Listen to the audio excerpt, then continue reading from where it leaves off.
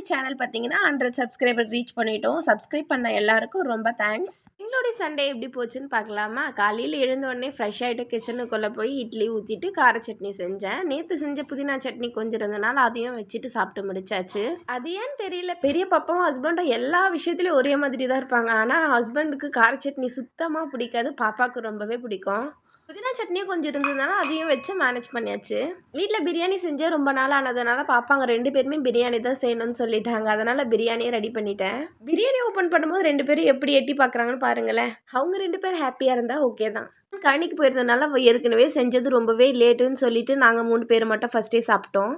இந்த வீக் வெனஸ்டேலேருந்து பார்த்தீங்கன்னா நம்மளுடைய சேனலில் லாங் வீடியோ போஸ்ட் பண்ணலான்னு இருக்கேன். டைமிங் பார்த்தீங்கன்னா 6லேருந்து 7:30க்குள்ளே போஸ்ட் ஆகிடும். திரும்ப ஒன்ஸ் சொல்லிக்கிறேன், நம்மளுடைய சேனலை சப்போர்ட் பண்ணுற எல்லாருக்குமே ரொம்ப ரொம்ப தேங்க்ஸ். நம்மளுடைய சேனலில் உங்களுக்கு பிடிச்சிருந்தா லைக் பண்ணுங்கள், சப்போர்ட் பண்ணுங்கள். தேங்க்யூ ஃபார் வாட்சிங்.